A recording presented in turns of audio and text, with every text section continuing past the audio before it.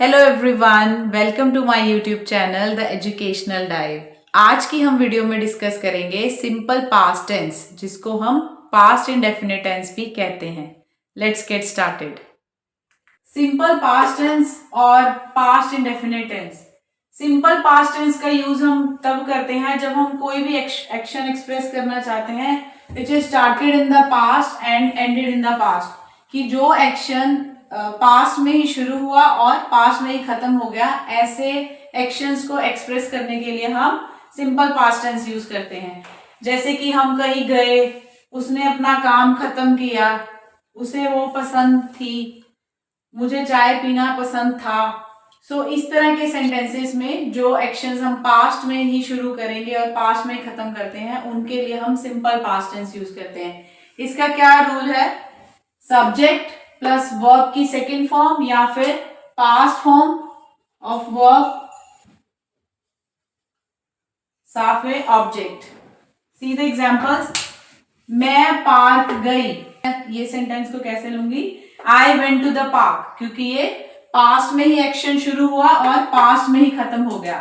अब इसमें जो आई है वो हमारा सब्जेक्ट है और went is the second form of verb and the park is the object. ठीक है, और टू हम वर्ब के साथ एज ए प्रीपोजिशन यूज कर रहे हैं। तो जो भी सेंटेंसेस जो पास्ट के एक्शंस को एक्सप्रेस करते हैं, उनके लिए हम सिंपल पास्ट यूज करते हैं। See another example. उसने नई कार खरीदी। He bought a new car. He is the subject, bot is the past form of verb and a new car is the object. Clear? उसने कहीं जाकर नई car खरीदी। ये अभी की बात नहीं है, ये पुरानी बात है, पास्ट की बात है, इसलिए हम इसमें ये सिंपल पास्ट टेंस यूज करेंगे। Let's see the third example. कल बारिश हुई थी। अब ये भी पास्ट की ही फॉर्म है, क्योंकि कल बारिश हुई थी। This is the past tense, जो कि ये एक्शन पास्ट में शुरू हुआ और पास्ट में खत्म हुआ। कल बारिश हुई और खत्म हो गई, तो हम क्या यूज करेंगे? It rained yesterday.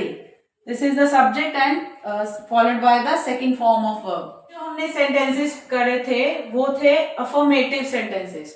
ठीक है, जो सिंपल सेंटेंसेस होते हैं and ended with a full stop. Subject plus verb की सेकेंड फॉर्म और ऑब्जेक्ट इसमें यूज किया। For example, he bought a car. ये एक सिंपल सेंटेंस है, इसको हम अफर्मेटिव सेंटेंसेस बोलते हैं।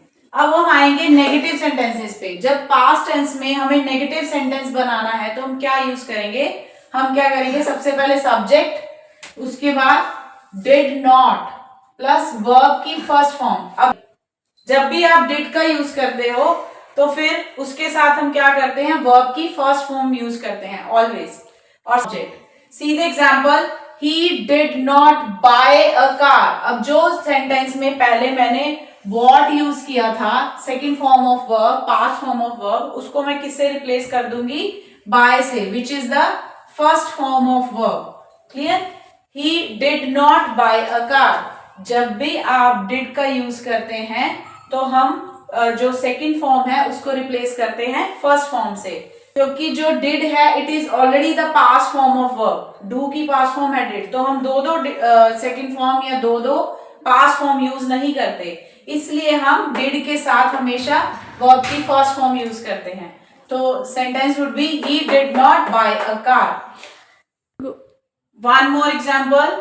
I did not go to the park. अब इसमें भी मैंने went को रिप्लेस कर दिया go से, because I am going to use did here. इस सेंटेंसेस में हम यूज करते हैं did not और साथ में फर्स्ट फॉर्म, बिकॉज did के साथ हम वर्ब की फर्स्ट फॉर्म ही यूज करते हैं।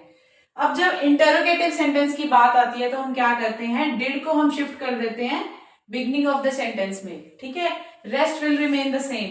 जैसे क्वेश्चन था he did not buy a car, तो मैंने डिड को आगे कर दिया did he buy a car. ये ओनली इंटरोगेटिव था। अगर नेगेटिव प्लस इंटरोगेटिव लेंगे तो हम did he not buy a car use. तो हमारा जो एग्जाम्पल है, जो हमारा क्वेश्चन है, वो क्या बन जाएगा? Did he buy a car. Clear?